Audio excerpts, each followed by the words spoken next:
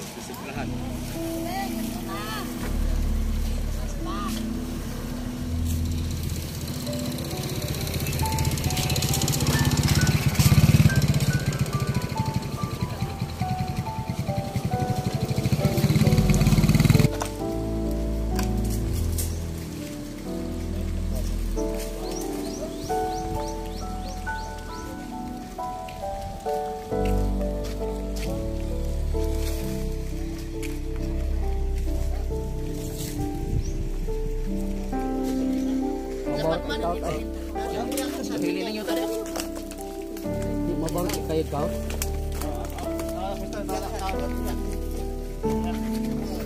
Apa niyo Bel?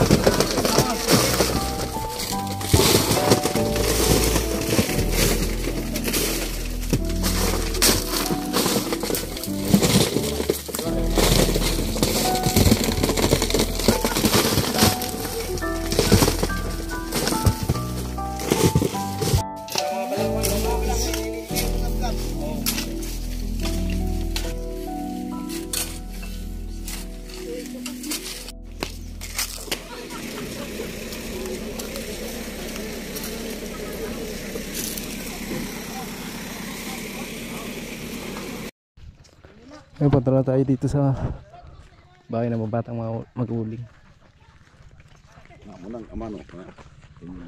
Andito na pala yung tatay ng 3 batang mag-uuling.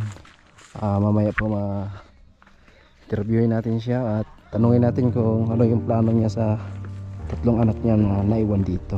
Para malaman naman sa lahat ng sumuporta sa mga bata.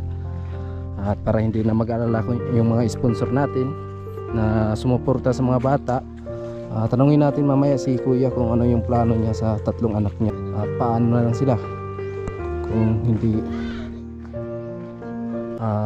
asikasuhin ni kuya.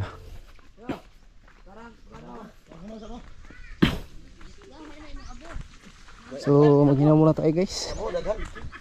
Yan kasi yung pandito sa amin.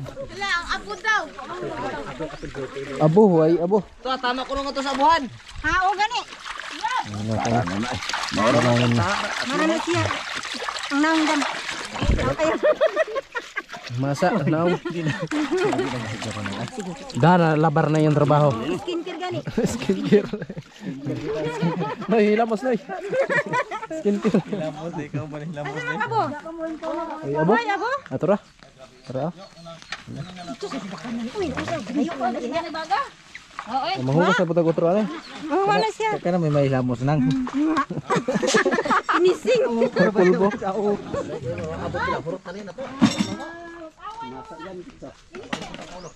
Ito na po ang bahay ng mga batang magulang.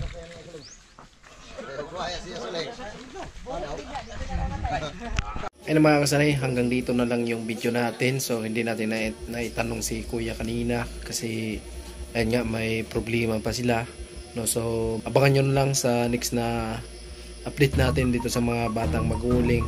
Ayun nga, tatanungin natin si kuya kung ano yung plano niya sa 3 anak niya na naiwan dito kasi wala na si Lola, wala nang mag-aasikaso sa kanila. Kaya ayan, abangan nyo na lang. Siguro bukas po mag-update tayo sa mga batang mag-uuling. Alright, so maraming salamat po sa inyo sa pagpanood nyo at sa lahat ng nakarating hanggang sa dulo namin video na ito. Thank you very much po sa inyo. Bye bye.